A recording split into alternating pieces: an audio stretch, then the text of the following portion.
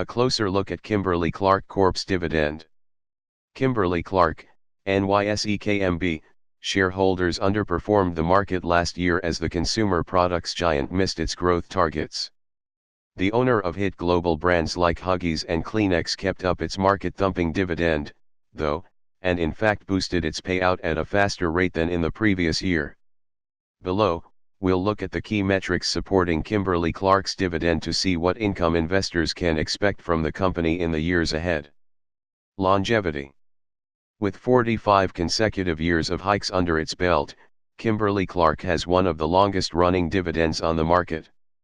Rival Procter & Gamble, NYSE-PG, is the sector leader on this score thanks to its 60 straight years of raises.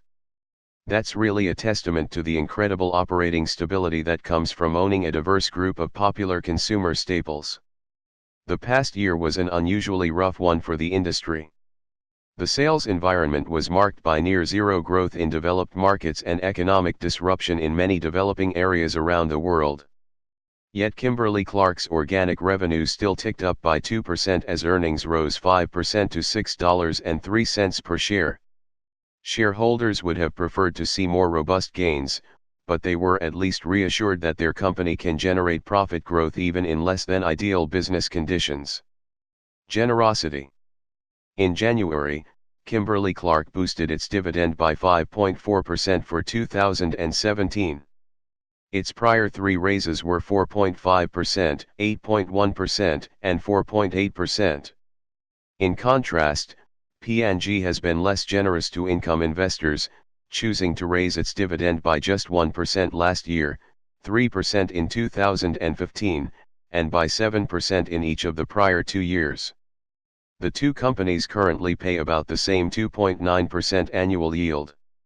Kimberly-Clark prizes dividend payments over stock repurchase spending, while its larger rival does the opposite. It spent twice as much on dividends last year as it did on buybacks. Over the longer term, Kimberly-Clark has delivered at least $2 billion to shareholders in each of the last 6 years, with just over half of that total going to dividend payments. Outlook.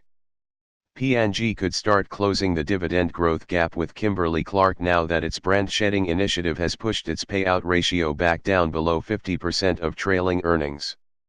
Kimberly-Clark doesn't currently plan to raise cash by selling off big pieces of its business, and so the size of its future dividend raises will be driven by two factors: sales growth and efficiency gains. It's impossible to predict whether the industry will slink along at near zero overall growth, slow further, or speed back up to a robust pace. Shareholders have good visibility into Kimberly-Clark's cost-cutting programs, though. The company slashed expenses last year and made solid improvements to its working capital, which contributed to impressive gains in key efficiency metrics. Return on invested capital jumped to 23.9% of sales from 22.7%, adjusted operating profit rose by more than a full percentage point to 18.4%, and cash flow surged by 40% to $3.2 billion.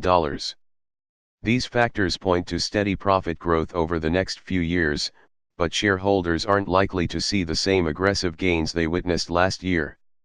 Cash flow will just barely tick higher, the company has forecast, and earnings should rise by 4% at the midpoint of guidance, compared to last year's 5% gain. Thus, at least until the industry begins expanding rapidly again, Kimberly-Clark's dividend increases are likely to stay in the 3% to 5% range, representing above-average growth that's just a bit below what income investors have seen from the company in recent years.